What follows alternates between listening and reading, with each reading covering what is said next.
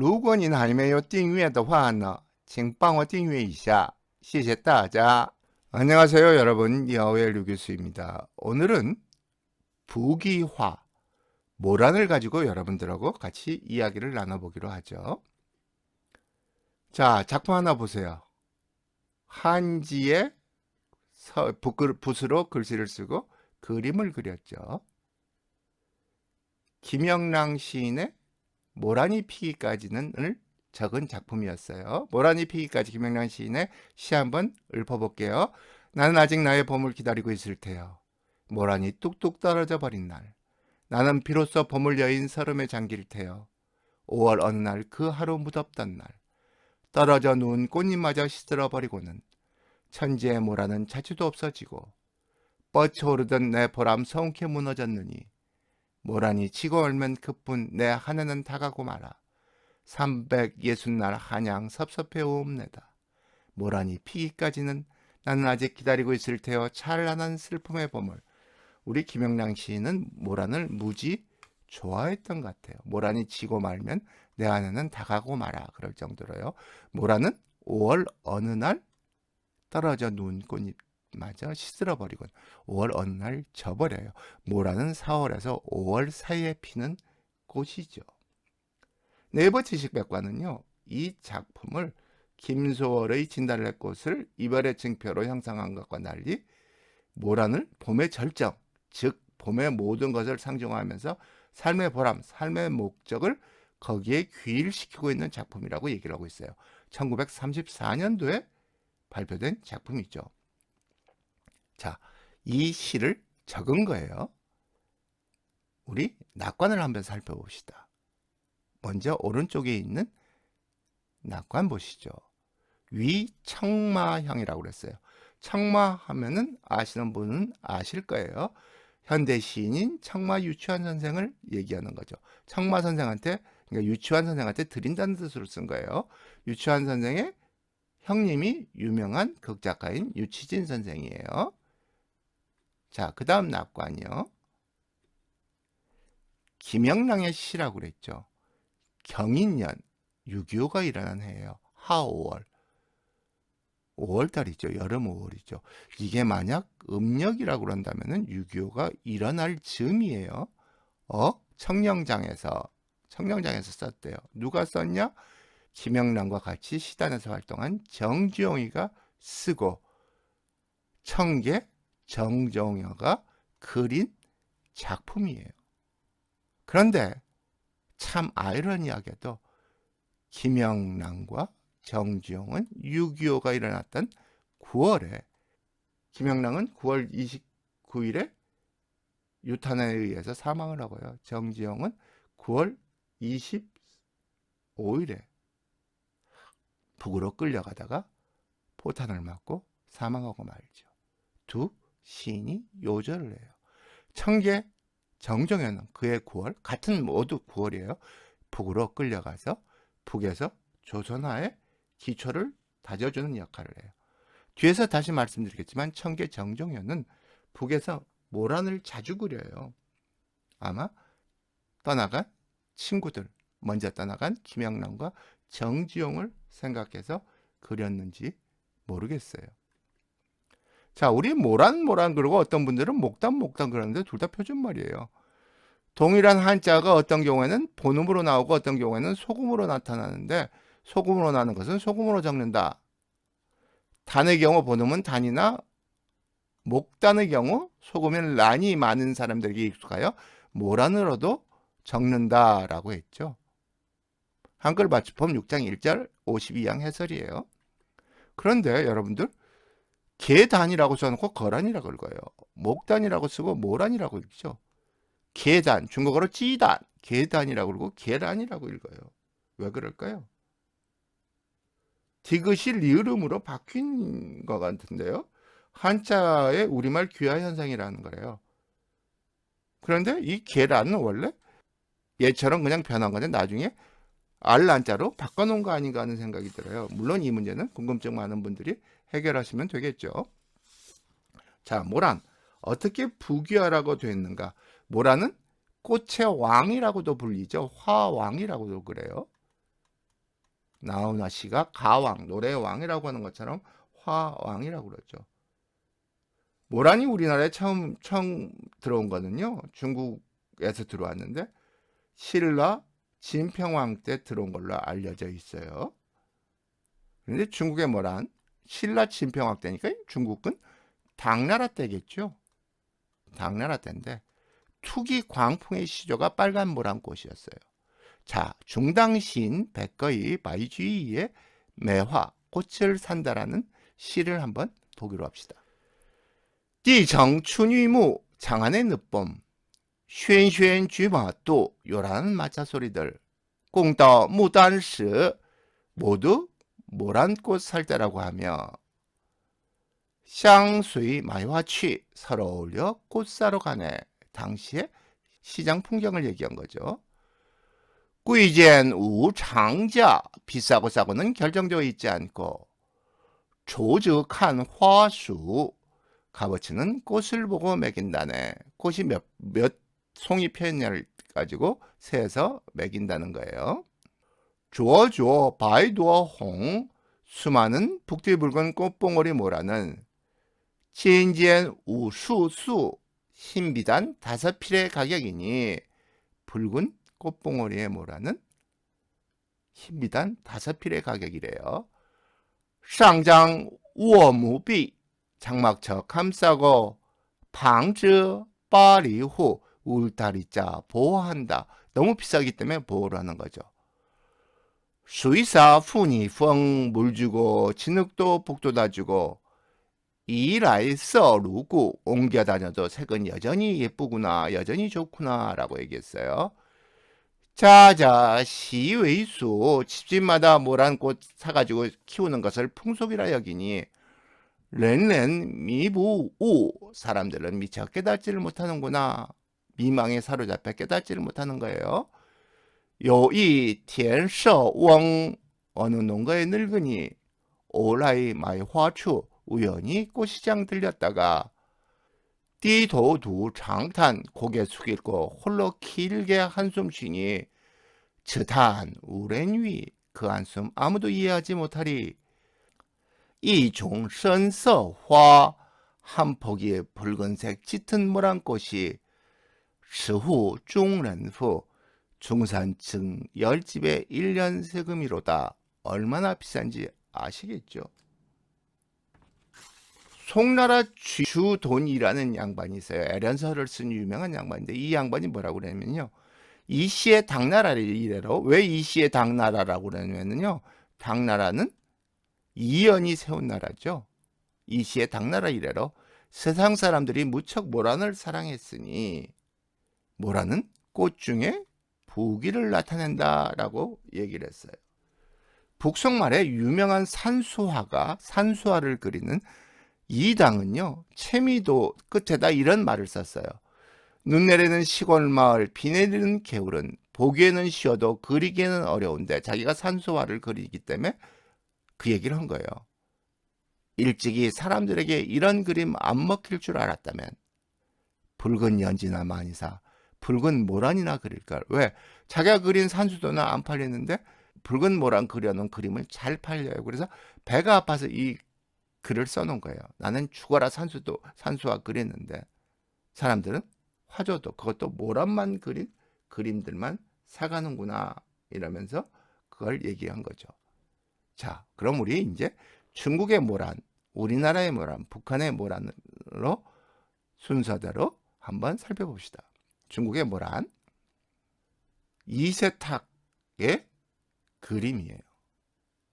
중국의 화단의 한 축을 담당한 여러분들, 조선인이라는 거에 중점을 둬야돼요. 중국 청나라의 르네상스 시대는 강희, 옹정, 걸륭 황제 시기예요. 혜성같이 나타난 조선인 2사람이 중국의 미술계를 놀라게 해요. 한 명은 당대 최고의 중국 현대미술 소장가인 하워드 파버보다 훨씬 뛰어난 컬렉터이면서 비평가인 조선인 안기였고요. 한 명은 멋진 그림 실력으로 청의 관리가 된 이세탁이라는 사람이었어요. 안기가 컬렉터로 성공을 했다면 남다른 그림 솜씨로 중국의 화단의 한 축을 담당한 조선인 이세탁은요, 청나라에서 벼슬을 살이를 하면서도 조선함임을 잊지 않았어요. 그의 외삼촌이 바로 고기패인데요. 고기패는 손가락으로 그림을 그리는 지도화의 창시자였으며 이세탁에게 지도화를 가르쳐 줬다고 해요. 비슷한 시기에 조선인 현지의 심사정도 손가락 그림 지도화를 그렸는데요. 유해가 두꺼비를 데리고 놀았다는 유이희섬, 나중에 기회되면 다시 우리 두꺼비에 대해서 말씀드릴까요? 그린 현재 심사장의 하마 선인도가 바로 손가락으로 붓을 대신해서 그렸다는 거죠. 이게 이세탁의 모란 그림이에요. 옆에 있는 시는 송나라 송백의 모란시 10수 중에 제6수를 붓으로 써놓은 거죠. 다음 작품은요, 상해화파, 즉 해파라고 그래요. 상해화파를 상해 화파의 줄임말인 해파라고 그러죠. 해파의 대가 중인 하나인 장홍의 대북이 역수고라는 작품이에요. 자, 여러분들 여기에 나뭇가지라는 거 신경 쓰셔야 돼요. 그 다음에 왜 여기 지금 돌이 있느냐? 돌은요, 장수를 나타내요. 그래서 오래 살라는 의미가 되고, 모라는 부귀를 나타내죠. 그래서 대북이 역수고라는 그림을 그린 거예요. 원정 민혁의 친구이기도 하죠. 포화의 작품이에요. 모란 가지 역시 나뭇가지고 돌이 있죠. 그래서 화제가 그림의 제목이 대북이 역수고, 오래 살면서 부귀롭게 살라라는 그림이에요. 길상화죠. 이 그림을 붙여놓고 부적 같은 거예요. 난 우리 집안은 오래 살고 부귀롭게 살아야 돼라는 그런 의미를 가진 거예요. 그 다음에 천재화가죠. 마약으로 요절한 임백년 이미의 작품이에요. 모란이 있고 두 마리의 새, 부부 금슬을 나타내죠. 부부가 해로하면서, 머리가 하얘질도록 해로하면서, 백동이란 새예요.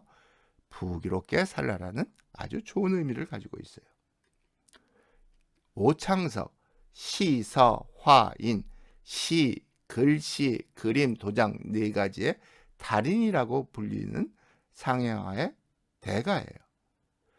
먹고 살기 위해서 이 양반 돈 주고 벼슬을 샀는데요. 우리 원정 민영익의 도움으로 벼슬도 때려치우고 전각, 이 도장 파는데 일가견을 가졌다가 그림과 글씨까지 진출해요. 우리 조선이 키운, 중국인들이 들으면 졸도하겠지만 조선이 키운 중국 미술의 대가예요. 이에 대해서는 나중에 자세히 말씀드릴게요. 아주 흥미로운 스토리가 숨겨져 있어요. 육회 옥당 부귀하죠. 이 양반도 원정 민영익과 교분이 있어요. 원정 민영익 선생이 상해에다가 천심죽자라는 사롱을 만들어 놓고 상해의 예술가들하고 그 당시에 잘 나가는 예술가들하고 교류가 있었기 때문에 그런 거예요. 자, 육회의 그림은 옥당 부귀화라고 그러는데요. 왜 옥당은 원래 집을 얘기하죠. 집에 부귀가 가득하라는 얘기인데 왜 그 얘기가 되냐면요. 목련꽃이 있죠. 원래 같이 피진 않아요. 목련꽃이 이제는 2, 3월에 피고 얘는 4월에 보니까요. 목련꽃을 옥련화라고 그래요. 중국 사람들은. 그 다음에 이게 해당화예요. 해당화죠. 그 다음에 이게 부귀를 나타내는 목련이죠. 그래서 옥당 부귀, 집안에 부귀가 가득히 들어가세요. 당신 집안에 귀되게 부귀가 가득하기를 바랍니다라는 축복의 메시지가 있는 게 목련, 해당, 모란을 함께 그려는 그림인 거예요. 자, 여기 더불어 뭐가 있어요? 돌이 있으면서 장수까지도 축원하는 거죠. 중국의 피카소라고 불리는 제백석의 그림이에요. 중국인들이 그랬잖아요. 왜 피카소 그림은 비싼데 우리 그림은 안 비싸냐. 그래서 제백석의 그림을 800억, 1300억에 사들이죠. 돈이 많아서 그래요. 그래서 역시 화제가 대북이 역수고죠. 이거 뭐예요, 그럼? 여러분들 이상스럽게 그려놓지만 알 거예요. 이게 돌이에요. 돌에 모라다를 그려놓고 엄청 북이 있고 엄청 오래 사십시오라고 축원을 한 거죠. 여기는 돌이 없이 제백석이가 그냥 모란만 그렸어요. 자, 궁정화가였던 유전생의 그림이에요. 마지막 궁정화가죠. 소나무가 있고 모란이 있죠. 송수부기도라고 그래요. 송수는 소나무죠. 숭수, 소나무, 부기도다. 자, 소나무 왜 그렸을까요? 예, 장수의 상징이죠. 늘 푸른 나무. 장수하시면서 부귀하십시오라는 의미로 돌 대신 소나무를 그려놓은 거예요. 그 다음에 도령월의 그림. 역시 부귀하시면서 오래 사십시오라고 써놨죠. 그 다음에 유해속의 그림. 역시 돌 있고 대북이 역수고라고 했죠. 여기도 유해속의 그림인데 대북이 역수고. 역시 돌이 있죠. 그 다음에 공소유도 역시 돌을 그리면서 모란을 그렸는데 여러분들 다 보세요. 모란이 나무로 되어 있죠. 왜 이 이야기를 하냐면요. 같은 모란과에 있는 작약은 풀이에요. 이따 뒤에서 다시 한번 보여드릴게요. 자, 이거는요. 신부가 타고 가는 가마 앞에 가마를 가로막는 휘장이에요. 한가운데 화병이 있죠. 화병은 평안을 나타내요. 자, 이게 무슨 꽃이에요? 모란꽃이죠. 화학의 부귀죠. 부귀화가 폈어요. 시집 가서 부자로 귀하게 살라고 해서, 그리고 평안하게 살라고 해서 모란꽃을 꽂아놓은 술을 놓은 거예요. 자, 그 다음에 여기 세 가지 있죠. 복숭아, 오래 살아라. 불수강, 복 많이 받아라. 그 다음에 석류, 아이 많이 낳아라. 이런 염원을 담아서 신부와 가마의 휘장으로 만들어 주신 거예요. 자, 우리나라의 모란도요. 김부식의 삼국사기에 나오죠. 선덕왕 이름이 덕만이었죠. 진평왕의 장녀인데 중국에서 모란화도가 와요.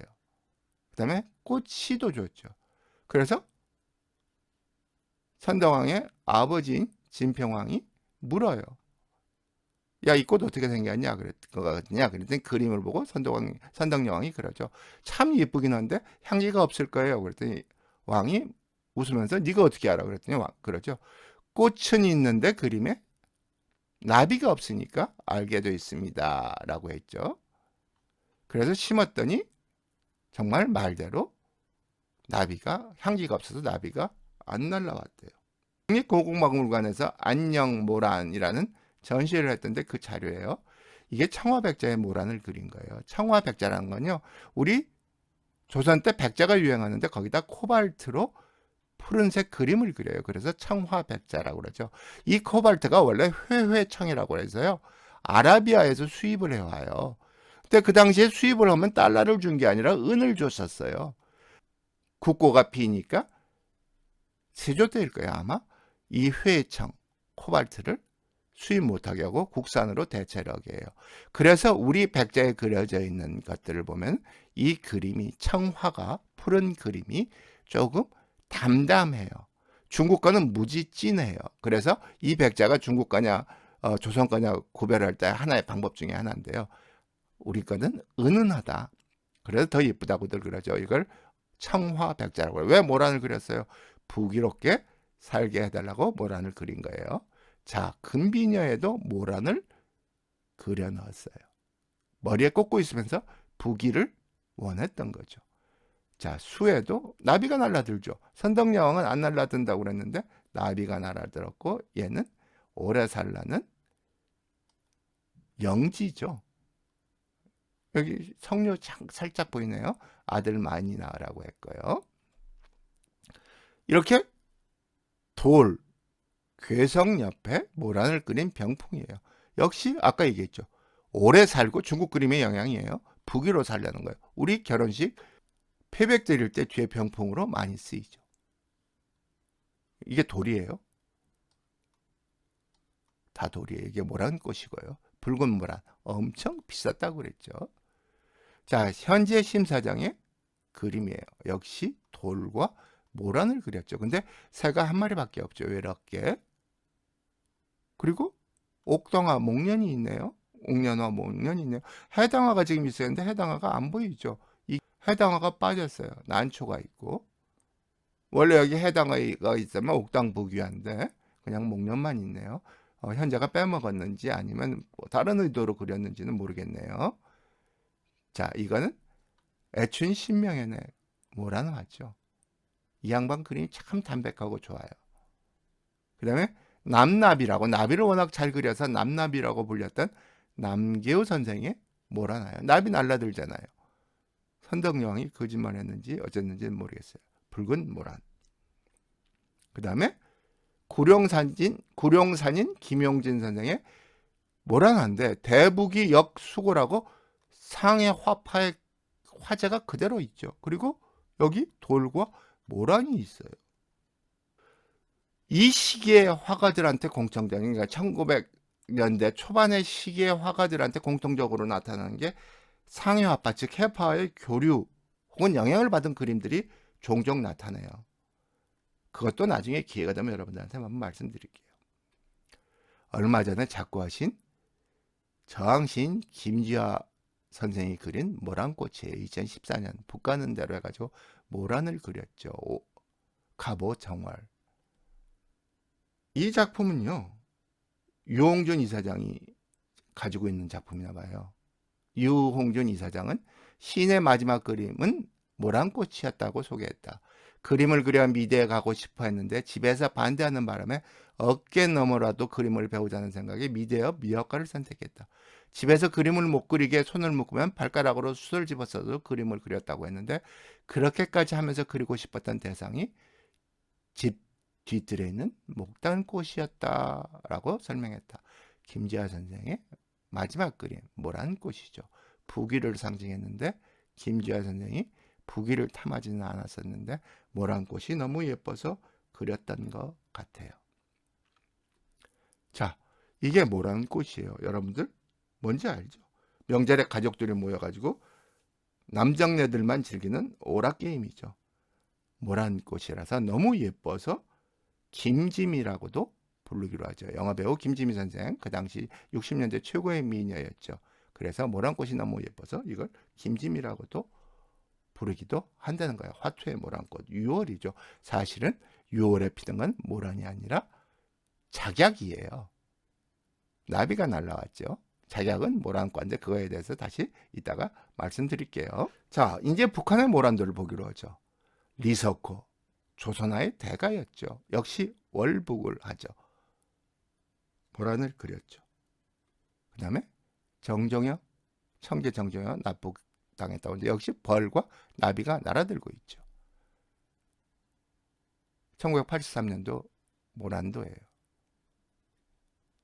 자, 그 다음에 윤자선, 유화로 모란을 그렸어요. 모란에 우리 꼬맹이 아가씨가 한복을 입고 앉아있고 얘는 현대복을 입고 앉아있죠. 그림을 그리는 것 같아요. 사생, 신발은 흰색 신발을 신고 유화 모란도는 드물죠. 그 다음에 정창모, 역시 돌에 모란을 그렸어요. 그런데 리석호, 정종현, 윤자선, 정창모 모두 월북 또는 납북 화가들이에요. 그들이 무슨 심정으로 모란을 그렸을까요? 아마 그들의 화가 유전자의 DNA에는 모란이 부귀하라는 그 DNA가 섞여져 있기 때문에 그런 것 같아요. 예쁘죠? 모란과 비슷한 작약 사진이에요. 모란은 작약과 비슷한 나무로 여겨져서 목작약이라고 하는데요. 작약은 크고 탐스러워서 한박꽃이라고도 부르죠. 모란과 작약의 차이점은요, 모란은 나무고 작약은 풀이라는 거예요. 즉 작약은 매년 새롭게 나요. 땅에서 새빨간 싹이 나는 게 그게 작약이에요. 모란은 다 떨어지고 나무가 있는 상태에서 다시 봄에 잎이 나는 거죠. 또 하나의 구별법은 모란과 작약의 잎을 비교해 보는 거예요.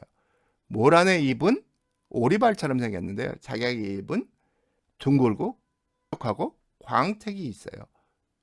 모란의 잎은 광택이 없죠. 얘는 광택이 있고요. 흰 모란이에요. 자, 이렇게 모란이 부귀에 된 배경과 중국, 우리나라, 북한의 모란들을 살펴봤어요. 긴 시간 들어주셔서 감사합니다. 질문이 있으시면 댓글로 남겨주세요. Q&A에서 답해드릴게요.